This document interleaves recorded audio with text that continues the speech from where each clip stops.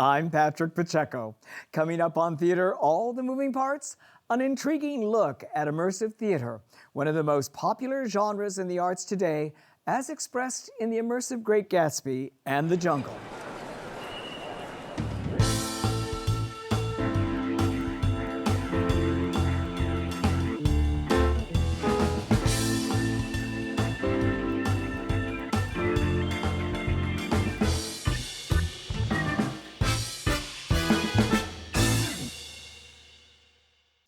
Hello, I'm Patrick Pacheco. Welcome to this two-part episode of Theater, All the Moving Parts, on the up-close and personal nature of immersive theater, focusing on the new production of the immersive Great Gatsby and the revival of The Jungle at St. Anne's Warehouse. First, we welcome producer Louis Hartshorn, who is bringing the lavish Gatsby stateside from London to a mansion recreated at New York's Park Central Hotel. Joining him is performer and choreographer Anne Rigney to speak about the rigors of acting in immersive theater, as she did as Lady Macbeth in Sleep No More at the McKettrick Hotel. Welcome to you both, and thank you so much for participating in this discussion. Louis, you have not only produced Gatsby, but you've also produced two other immersive productions based on Doctor Who and Peaky Blinders.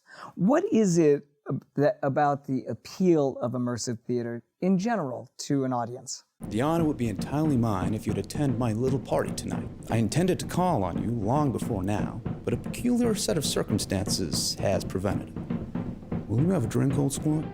Well, we produce traditional theatre and immersive, and when we approach either an IP or a script or an idea, we're always asking ourselves, what's the best way to tell this particular story? And Gatsby's a great example of a story that people want to be in. You know, it's much more about wanting to be there for yourself, attend one of those parties and see it unfold around you.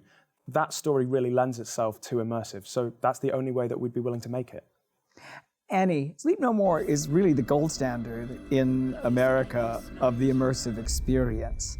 What is it about Sleep No More that has had it running for nearly 12 years?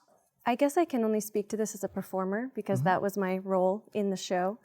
I think there's this combination of aliveness, excitement, larger than life experience which you can witness, and also intimacy. I really think it's that intimacy of connection that people are craving, that human-to-human contact that makes Sleep No More so special. So it's both large and magical, and also deeply personal. And like Gatsby, it also takes place in various rooms as well. We'll get into both that aspect of it and also that intimacy, which is a key element of it. But before we do, I'd like to ask both of you, what is it about the social climate today that perhaps makes immersive theater more popular than it's been in the past? Well, I think that Sleep No More has really, and immersive theater in general, reinvigorated theater for young people in particular. I can speak to that just looking out in the audience when I was performing, that the majority of the crowd is very young, and that's really exciting for a theater world which for a long time I think had sort of been mostly attended by people older than myself. Guilty. And I would imagine that we're very used to being in control of our own environment and sort of the hero of our own story. We have phones, we have video games, we get to make lots of choices, and that's the experience inside an immersive production. You are the creator of your own theatrical experience. And Louis, in Gatsby, as Annie just said, it's really, to some extent, you're curating your own experience, but by the same token, you're also being curated by your director. We should probably add that it's Alexander Wright who adapted and created this experience. And we should say that Gatsby is from, obviously, the F. Scott Fitzgerald 1920s jazz-age novel about Jay Gatsby, this mysterious millionaire who is still besotted with Daisy Buchanan, who's married to Tom Buchanan, who's having an affair with Myrtle, who is married to George. And Nick Carraway is the narrator in the novel, and I suppose your narrator as well. Indeed. And there's also Jordan Baker, who is Daisy's best friend. So given that that is, as you said earlier, this is the best way to tell the story, how is it the best way to tell the story to the audience that is curating their experience? I think sometimes we talk about an audience that's looking for a thing to do rather than a show to see. And there's an interesting thing, that kind of Venn diagram crossover of audiences who would go to a West End show or to the National Theatre. There's a crossover with people who'd go to this immersive stuff. But there's also a huge crossover with people who are looking for a new experience or maybe a restaurant opening. And it can be a bit of a gateway into theatrical performance for a lot of people who wouldn't see themselves walking into one of these traditional theatres. I think we have a much wider potential audience and, as Annie was saying, a younger audience as a result of that. There was no question about Shakespeare having anything to say about how Sleep No More took shape. Did you have to deal with the estate of F. Scott Fitzgerald? Because it went into public domain only January 1st, 2021. We normally deal with the estates of the various different rights. So you mentioned Peaky Blinders and Doctor Who. We work very closely with the estates that created that IP. In the case of Gatsby, it was in the public domain in the United Kingdom, and it was only in America that it came out of copyright a couple of years ago. Oh, I see.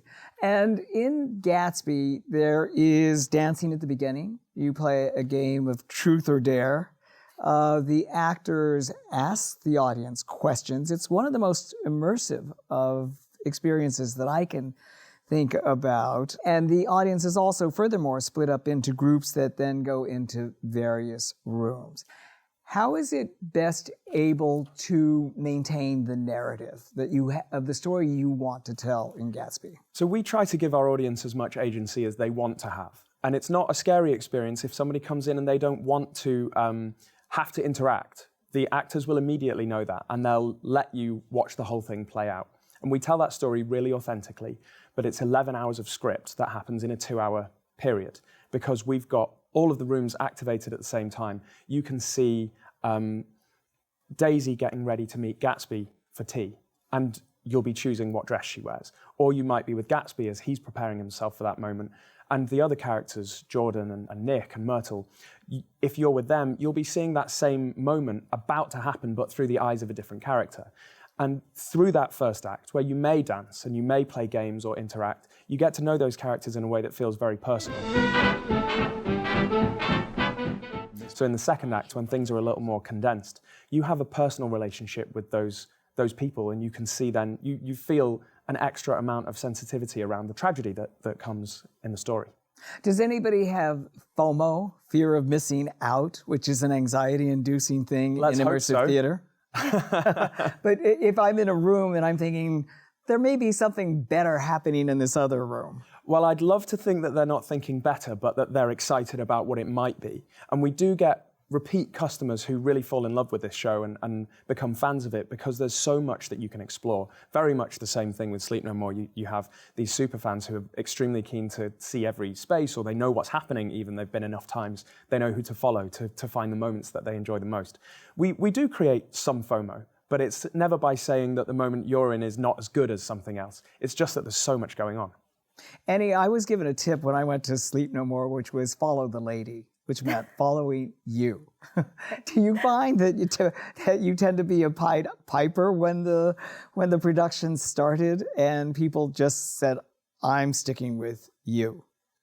That's interesting. I think that it's really about the audience's individual desires. I felt, yes, I often had a large portion of the audience with me if people are really excited to see a version of the story of Macbeth that maybe they're familiar with, or they want to have a chronological or linear understanding of what's happening, although good luck with that in the building.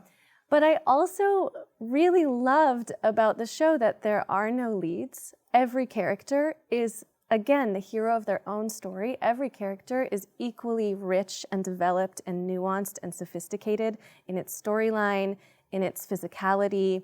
So I think whatever the person coming in to watch the show is craving, if it's drama and story and narrative, maybe they'll find themselves with me. And if they want something more personal, or if they've seen the show several times and now want to understand, well, who's this nurse character? They can spend an entire evening with her and feel really riveted. I gather from both of you that the experience is best if you kind of prep. You should really read a synopsis of The Great Gatsby at the very least, and also brush up on your Shakespeare when it comes to that Scottish play. Is that good advice? I'd offer a little counterpoint there. The Punch Drunk work is non-verbal, and an understanding of the plot may help people to key into what's going on at any specific moment, whereas our storytelling is very verbal. He's just a man named Gatsby. Yeah, but who is this Gatsby? He gives large parties, and I like large parties. They're so intimate. If you've never read or even heard of The Great Gatsby, you'll absolutely be told what's going on and understand it, just because the medium is a little bit different for us. And Punch Drunk is the producers of Sleep No More that kind of pioneered at least this version of it. What is it about immersive theater that actually is a better way of telling these stories than in a traditional forum or setting? What advantage is there? Is it that makes it perhaps more palatable? I think intimacy, which you said before, is a really key thing. Yeah. The opportunity to be 2 or 5 or 10 people having an experience with 1 or 2 actors is something that you don't get in these traditional theatre spaces. The 360-degree design, the incredible work, I think Sleep No More is probably the best example of it that I can think of the amazing paper props and detailed stuff that people can go through the drawers and find extra stuff in the narrative. The opportunities that the form gives that aren't available in traditional theatre. As a performer, Annie, are you aware that sometimes your back might be to the audience? Are you aware of this 360-degree experience? Yeah, absolutely. I think one of the ways in which we spoke about learning how to perform in this environment is a little bit analogous to film, which until I actually had never participated in before, but we really do speak about this close-up versus far-off shot. We really do, you sense it as a performer that you're being watched from all sides, and then knowing who you're telling the story to. So if someone's at the other far end of a hall, I know that now I have a far-off shot. This is a long shot. I can almost see myself from outside, and I know how to cater my body and my storytelling to communicate to that person down the hall. And simultaneously, I might have someone sitting next to me who's like almost close enough to touch, or maybe we're holding hands. So it creates this really dynamic and rich inner world as a performer. And I feel my role as a performer is to tell the story to everyone, if they're down the hall or if they're next to me, and to still draw them in. Good point. Intimacy in theater and on film, for that matter, is a loaded word these days. There are intimacy coaches that school actors about the relationship to other actors. I suppose that there is potential intimacy problems when you have both actors and an audience in such close quarters. Is that discussed in terms of how to handle? You appeared in frontal nudity as Lady Macbeth in Sleep No More. What was the cautionary rules around that, or habits, or what you discussed with the directors? Well, I think that's always evolving, and I would say that I think the current approach right now with the show, it has changed as we've all sort of adapted and learned and grown in this new frontier of immersive theater. I will say that there's immense power as a performer that comes with simply the status of being a performer. I think that there was nothing that allowed me to, I don't know if control the audience as well as experience. My first few weeks in the show felt like, as you mentioned, we're nonverbal. So you're sort of doing this dance of nonverbal communication and learning to read body language. And I got more and more skilled as I went on. So 3 or 4 years into performing, and we're talking 6 shows a week, every week, my ability to communicate my needs and desires to an audience without words was infinitely better than when I first started in the show. When I first started in the show, I felt like I was being clear and an audience just didn't know how to help me. Sometimes it's as simple as reaching out your hand and wanting someone to take it. And if I'm not clear in my inner monologue, the audience has no idea what I want. They might be scared, they might be intimidated, they might just feel put on the spot. And by the end, I felt really able to communicate, please help me. And there was this safety that came in clarity. I actually felt, that the vulnerability of those full frontal nude scenes, which I do want to mention were not sexualized, but were actually very integral to the telling of the story and the vulnerability and the brokenness of Lady Macbeth at that point in her story arc, meant that the whole audience was more empathizing with me than sexualizing me.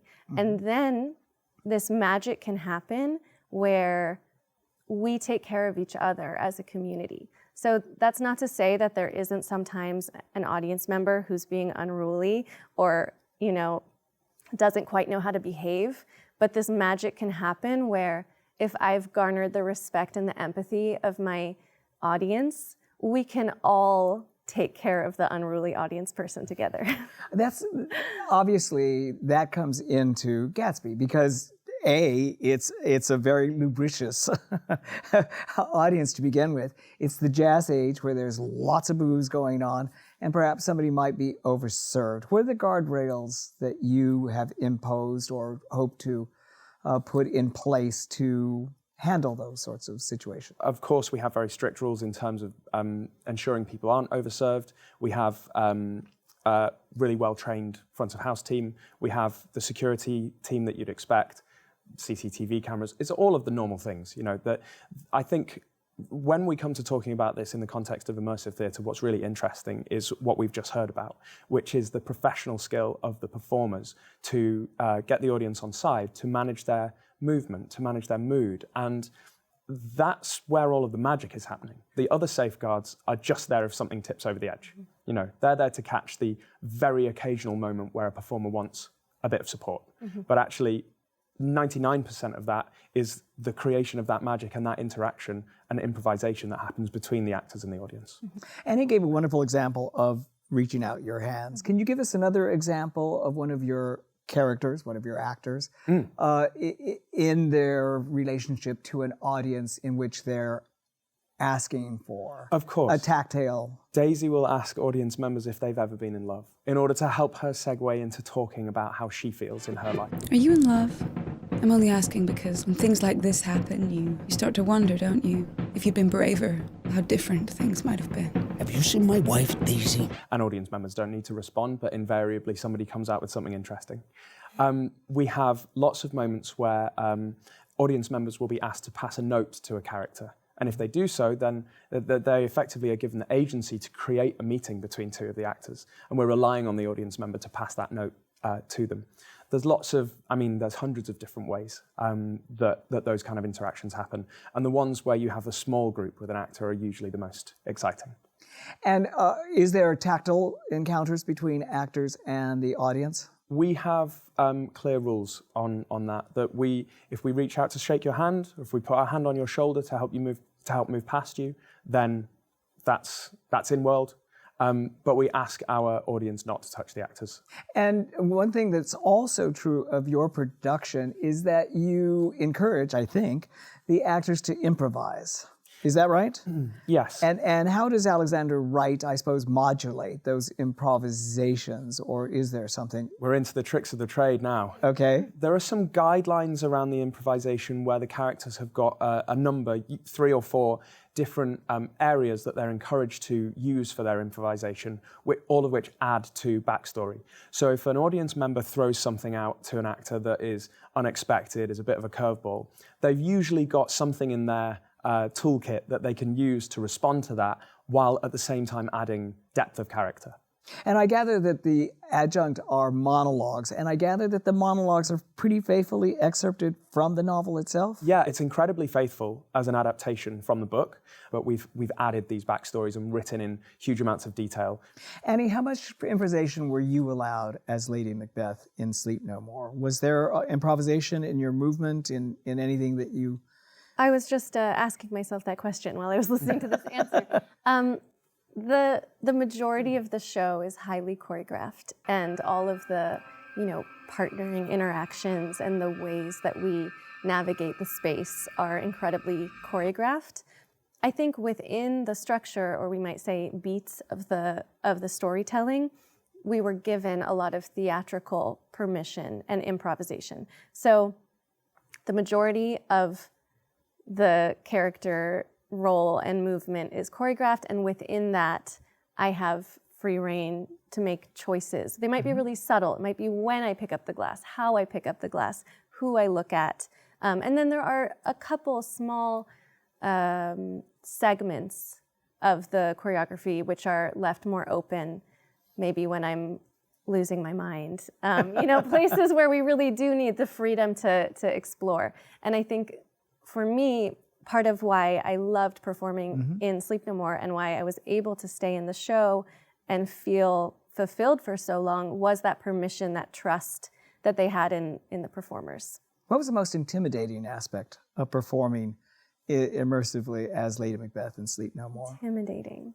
I would say just the duration. It's a 3-hour show, and no breaks, no bathroom break for 3 hours. I think being on at that level of intensity without a pause for 3 hours is quite challenging, and finding that stamina, both physically and emotionally, and that ability to modulate up and down throughout this story arc for 3 hours was quite challenging. You really, once the show starts, it doesn't stop till it's over.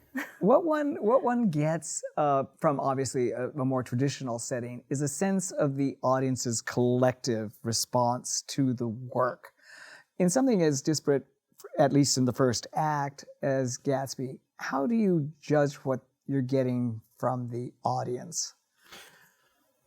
That's an interesting question. Well, in the first act, we do have moments where the entire audience is together, and those moments are quite joyous. We're partying, dancing, you're being welcomed into a new world and trying to find this elusive host. You can feel the energy in the room. It's palpable, it's exciting, it's a really fun environment to be in. I think once it breaks up and audience members start following actors into different spaces, they're having very different experiences to each other. And only the actor is going to be feeling that kind of call and response and that return energy coming from the audience. I love watching the show because every single time I'm seeing something different and seeing a different group of people's energy and the way that they respond to a particular scene. But it's kind of ever-changing.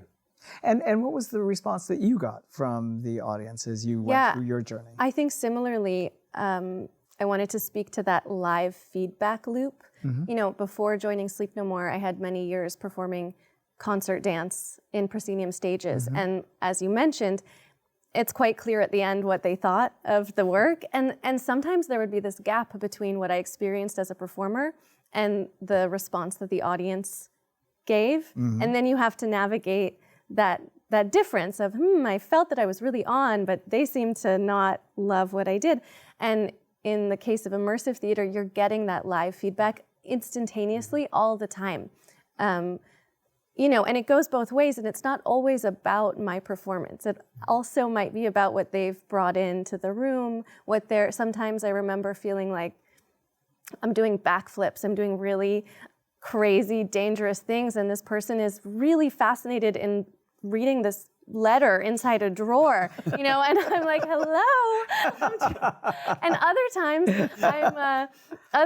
I'm sitting in stillness and people are just riveted. So it's really this dynamic conversation, and I found it really exciting to play with that and to learn through repetition, how do you captivate an audience? And my experience was that oftentimes doing less is a great way to pull people in. That being comfortable in that loaded, palpable stillness where anything can happen is a great way to draw people in. And then I really love, as a performer, watching the body language of the audience. Sometimes in masks, no less. They have masks, but you basically see through the mask eventually. Right. And just that moment when someone leans in or uncrosses their arms or just the tension you can build with an audience is really gratifying as a performer. And then you know how to titrate your performance and how to react to that. It sounds like it was a wonderful learning experience for you as an artist, as a choreographer, and a performer. What did you learn most from it? We have to wrap up, so I would just ask you, what did you learn most from the experience of being in Sleep No More? That's a very big question. Yeah. So many things. I think the beauty of telling a story, and I think the magic of live performance was really reactivated for me. That magic that can only be created live in the room with other humans. And we can watch TV and movies and we can be on our phones, but there's no replacement for what it feels like to tell a story in real time. The visceral storytelling and the way you can experience or see an audience be moved to tears or get chills, that was really magical. Louis, the 7 years that the immersive Great Gatsby was in London, what did you learn from that you're bringing to the New York experience? We've been lucky enough to do the show in several different places, including across Europe and in Korea. And each time we make the production, we are making it for another audience, an audience that will differ slightly in terms of its experience of the novel and in terms of its culture and the way that they want to interact with people. We've got the privilege now of bringing this version of storytelling to Gatsby's home. And we're very aware of that, but we're not going to come and tell an American story to Americans without humility. We're very excited that the audience is going to know the story so well. It's on the curriculum. And every school kid will have read it. We've got an all-American team making the show here, with the exception of Alex Wright and 2 other creatives. Everybody else is American. And one of the joys of the immersive Great Gatsby is to dress the part. The audience dresses the part and is likelier to become even more involved in the experience if you are in glad rags from the 1920s. It's a great night out. Great. It's a fantastic piece of art, but it's also a really great social experience for people to get their glad rags on and go out with their friends. Well, wonderful. Thank you so much for being part of this discussion. Thank you. Thank you. Thanks for having us. We are taking a short break. When we return, we will explore the visceral experience of the jungle. This acclaimed play transforms St. Anne's Warehouse into the real-life community built on the outskirts of Calais, France, by refugees fleeing famine, genocide, and war. Welcome back. We are now joined by Susan Feldman, Artistic Director of St. Anne's Warehouse in Brooklyn, to discuss presenting the jungle in a space reconfigured to put the audience in the very middle of the explosive drama. Also participating by Zoom from London is actor Ammar Haj Ahmad, who plays Safi, a Syrian who guides the audience through the imperiled hopes of the desperate population of the jungle. Welcome to you both. I have to tell you at the start that seeing the jungle in 2018 was one of the most riveting experiences and emotional experiences I've ever had in the theater. So congratulations to you both. I'm glad it's back. Susan, let me start with you. Which term, immersive or environment, most closely defines the experience of the jungle, as directed by Stephen Daldry and Justin Martin and designed by Miriam Buther? I would say it's both. From the point of view of what is transformed in terms of St. Anne's Warehouse and how the experience starts. When you come in, we have created an environment that introduces the sense of a refugee camp. The Dome, which was the original Good Chance Theater, that is an artifact that we have brought. It was originally in the jungle in Calais, and we use that as kind of the gathering place for the audience before they go into the restaurant, which is owned by Salar, the character whose restaurant it is, called the Afghan Flag. And the audience and the actors share that environment together. And it is immersive in the sense that from the point of view of the people in the show, things happen to them. They do participate, but it's not like, you're going to get water thrown on you. It's not like that. You're a member of the community, but you're also watching a community come to life in front of you that Safi Ammar is basically welcoming you into. What we should say is that there was an actual theater, as you said, called the Good Chance Theater by Joe Murphy and Joe Robertson, who wrote the Jungle. And as it says, it was a city that sprung up on, the shores of Calais. And Ammar, you take us through, you take the audience on this extraordinary voyage. This restaurant where we are sat, it was really many restaurants. Schools, shops, churches, mosques, each of them a jungle. And in this story in my mind, this restaurant is saved. In this moment, it is Afghanistan. You yourself was a Syrian refugee. How does the fact of your background as a Syrian refugee sort of impact when you were cast as Safi in the play? Well, first, thank you for having me to your show. I think there is a big conversation about authenticity now, especially in the theater scene, art in general, and I think it's really important when you tell a story to tell it with dignity and authenticity. And Joe Murphy and Joe Robertson and Justin Martin and Stephen Daldry, since they were in Calais when they built the dome there, they really wanted to tell this story to the audiences in Europe and beyond. And it was a little bit hard in a place like London to find actors who are professional actors. They are aware of what dramaturgy means and how to go in,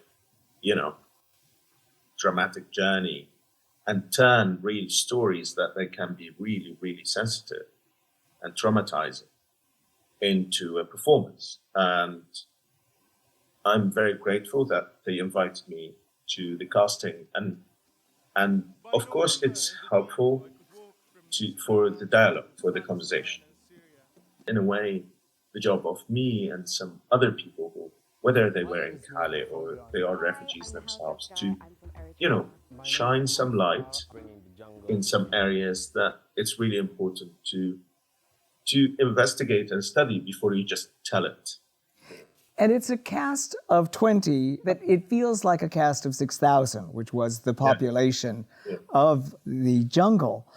In what way, in this interaction, and obviously Safi tells the story to the audience and also is interacting with the characters in the jungle, in what way did this match your mandate, this interplay between actor and audience was a part of the aesthetic of St. Anne's, to begin with, Susan? That's such a good question, because I never think we have a mandate, but the things we fall in love with and the things that we want to bring and the experiences that we have are the mandate. And at the time that we saw The Jungle, our general manager, Eric Wallen, and I saw The Jungle, we'd been seeing a lot of shows, and things were not clicking necessarily that this is what we want to bring. But the minute we walked into the jungle and we became part of it, we just had to bring it. It was like, okay, this is something that St. Anne's can do. We can welcome a show like this, partly because we're an empty space and it's a flexible space and versatile space. So that's really important. So we can be transformed and we can give ourselves over to what this is. So I would say that was very much the mandate. What were the demands that were made in terms of, because what you create orally by sound, the sound of prayers, the sound of song.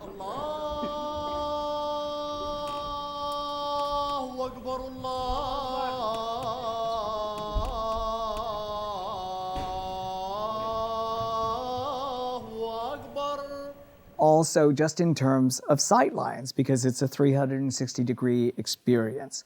So what were some of the demands that were made for the space just in terms of telling this story comprehensively for an audience? Like the technical challenges? Yes. Well, the first thing I have to say is that Paul Arditi, who is the sound designer of The Jungle, is a genius, because he was able to capture the environment, the sounds. They'd gone to Calais. They knew the sounds of that place.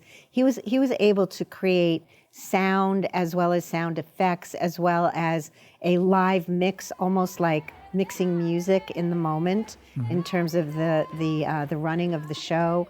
So I have to say that the sound design was spectacular, because you felt all the different layers and the cacophony around you. I can think of times when Ammar is telling the first stories of he's explaining what a good chance is, or he goes like, let's go, or whatever the different words are, and then the sound of it, and oh, now we didn't get it. Oh, yeah, So the sound that they were producing spontaneously, it was like a live concert.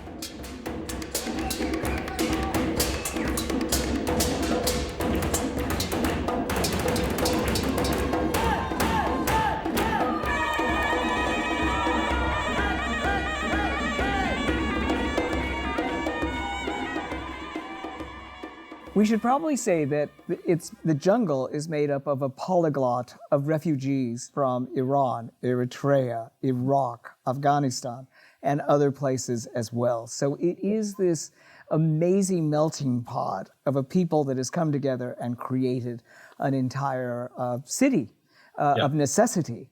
Ammar, as the narrator, you are, as you just said, very up close to the people around, and you're telling a very powerful and moving story. And how do you, as a narrator, remain in the restaurant, Solar's restaurant, and also in Brooklyn, if you will, in front? I do believe it's really important in a show like this to always confront kindly, if we can say that. And this requires from the narrator to restrain a lot and try to hug the people. The captain of this boat in this churning sea, crazy sea of that's called the jungle. I think it's really important to make them feel safe to an extent. And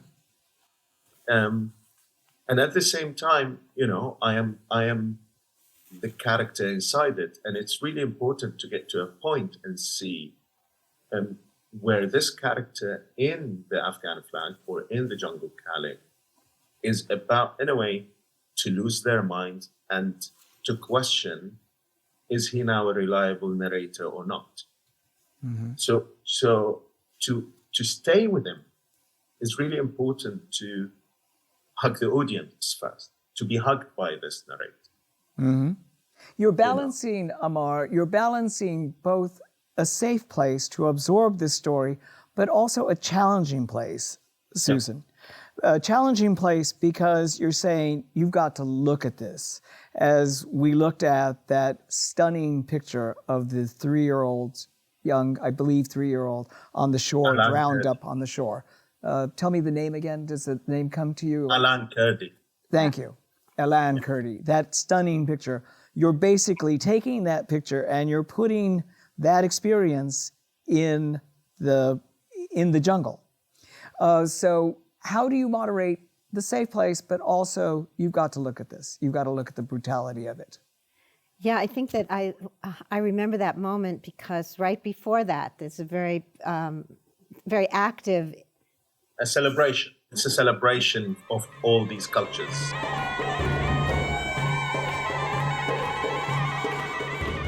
Everybody's singing and playing music, and you see everybody's different talents, and you're falling in love with the whole community, and they're falling in love with each other, and appreciating them, their their beauty in a certain sense. And then Alan Kurdi appears on the screen, and it's like a dead stop. And then in September, everything changed. A photograph of a boy, a little boy, in blue shorts and a red top, washed up on a beach. Alan Kurdi from Kobani in northern Syria. And I'm getting chills. Everything shifts into, you're back now in the real world of the refugees' experience in Calais. And you're in the reality of Calais, not the representation of it. And you... I'll say something yes, please. about it was actually for the debate. I still remember that the director said to us all, including creatives, what shall we do? And some people said, oh, like, if I was in the theater with my children, I'd leave. I don't want to see this photo. And then very few of us, including me, I said, you know what? We don't want the photo. We want the video. And it is actually a video rather than a photograph. Mm-hmm. And the reason why is because we tend to have this thing where I give you the first letter of a word and I make you think about it. Uh-huh. And I think it's really important to be generous rather than, we find a dignified generosity to put the video out there.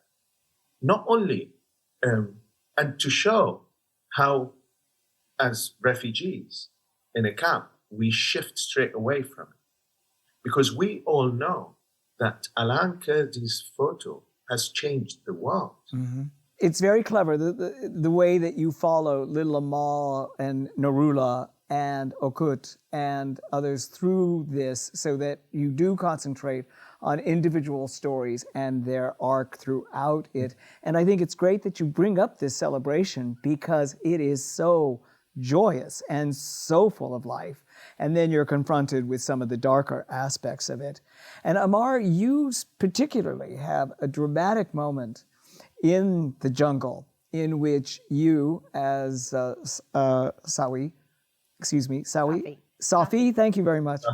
As you, as Safi, is confronting the idea that Safi can leave.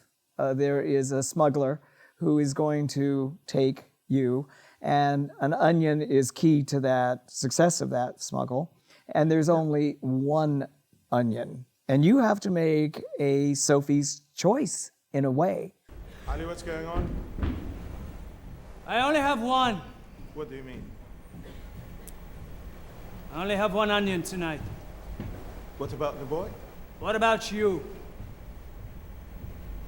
You've been a good man, Safi. What is going through Safi's mind as he is looking at Okut and looking at himself? We did different workshops on the show, and all these workshops, Safi doesn't take the onion. He actually says no and disappears. And then there was that day where he offers the onion, the smuggler, and Stephen Daldry says, just a second, Ammar, I want you to take it. And I looked at him and said, no, I'm not going to take it. Uh-huh. And because, I am a real refugee, I feel I don't want to talk someone else's opportunity and all that. And, so he said, no, I want you to try. And I remember that moment when he offered the onion. It went like for minutes. And everyone in this workshop room, like, we were all in tears. And I took the onion and left. And I turned to everyone in the room and I said, I need a break. And I went to the kitchen, and Stephen came to me and he said, I think we found the play. And, and then, but going back to your question, and then I said to the directors and the writers, if Safi will get to this play, I said, I don't mind to take the onion, and I don't want people to forgive Safi. I want people to understand Safi. But the whole time there is an invitation with big appetite for the audience to have empathy, not just sympathy, and not like, oh, sorry. No, like really be in your shoes in that moment. So what's happening in Safi's place? He's just saying sorry to even to the audience, to be honest. And that's so many things to be said. It's yes, really, go ahead. It's very interesting because I remember the first time I saw The Jungle, I was very aware that Safi's character, he gives up his scarf at one point, then he gives up his coat at another point, and they're creating this sense of how cold it is, and you get a certain sense, or I remember getting a certain sense, is that this man may not survive. That the conditions are so harsh and it's so cold, and he's giving things over to others, and then I always feel at that point where he takes the onion, he's decided he's going to survive. And I think that helps me not necessarily have sympathy, but it does make me have empathy, and it does make me understand, because he has to survive. He has to at least try. And I think that's, the key to, I think that's the key to the poignancy of this piece, that you have to make hard decisions during it. And as you brought up, Ammar, it's a question of understanding the choice. Susan, you're very attuned to your audience, and obviously you brought in new people as well for The Jungle. But in terms of that question of understanding of the law of the jungle, survival of the fittest versus giving up your coat and standing there in a t-shirt in freezing weather, what did your audience take away from this experience? Perhaps that they haven't from other productions? Some people didn't like it, right? Why do you suppose they didn't? It was too loud, it was too this, it was too that. Like there was some defensive-ness, but I think that the people that were so blown away by it, they were very hungry to respond. Like there were opportunities when they left and to go back into the dome where they could write notes, or they could draw things, or they could express themselves and put it on the wall of the dome, or they could give money, because there were ways to give money, or there were opportunities in the program to support different refugee groups. So there were a lot of ways for people to get involved and to express themselves. So I think that the desire to take action was very, very present. I mean, and you gave them that opportunity. Yes, and in that the was dome. something. Yes, and that was also something that Good Chance had also. It was part of the Good Chance ethos, was to go beyond the performance of The Jungle. They take you back to The Jungle in the present time, which it's been in the newspapers even recently. In The Jungle now, after the community was destroyed, if you go to The Jungle now, if you put down anything that is remotely related to shelter or comfort or your papers or your teddy bear or a blanket or tent, it will be confiscated and it will be destroyed. Wow. So the situation, the creation of something that is so functional and so humane and so democratic that happens in the creation of The Jungle and that community, and you understand how that needed to be destroyed by two governments, and they're still doing that, and all the governments that have joined in that inhumanity. By the same token, it's important to continue those mementos, to make sure that those people continue as they do in The Jungle. Exactly. We have to wrap up, but Ammar, in terms of the fourth wall that you break as the narrator, obviously, because you're telling the story to us as we sit at the tables and the benches, and also within the context of the play itself, what has been some of the more memorable exchanges that you've had with the audience? All of us actors have sensitive egos, and we want whatever in the world. But this show, it's amazing that people don't come and say, "Oh, can I have your signature or like a photo with you?" Some people do, But like, it's a show where people say, "Can I have a hug?"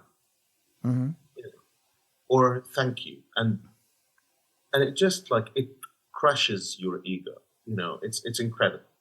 But I remember in New York, in St. Anne's Warehouse, I was leaving dressing room, at which you leave them from the same way people are exiting the theater. And there is this amazing guy with his with pushing a lady on a wheelchair, and he said she wants to talk to you, and I went on my knees in front of her, and she put her hands on my face, and she said thank you, and then I knew from the guy, I think he's her grandson or son, that she was a survivor from Europe. And it's just like, it was an incredible moment that I can't even, imagine. It's just... Were you saying a survivor of the Holocaust from Europe? Yeah. Yeah, a survivor of the Holocaust from Europe. And Susan, you were able to continue the story of Little Amal through puppetry and through transfer. This puppet went all over the world, including the 5 boroughs of New York, is that correct?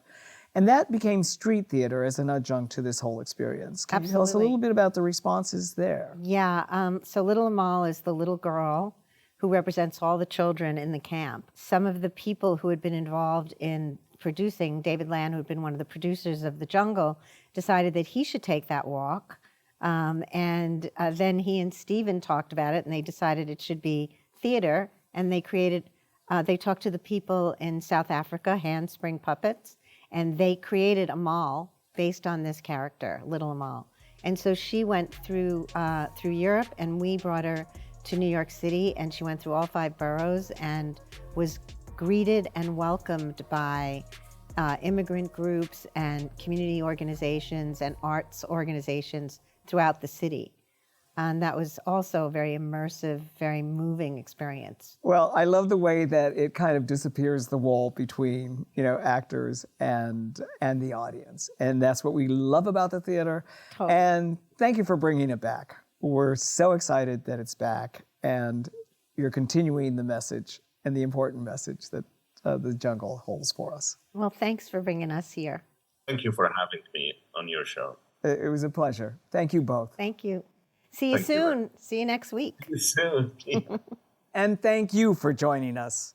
We look forward to bringing you more fascinating conversations with artists and thought leaders as New York Theater, the fabulous invalid, regains its invaluable place in American culture.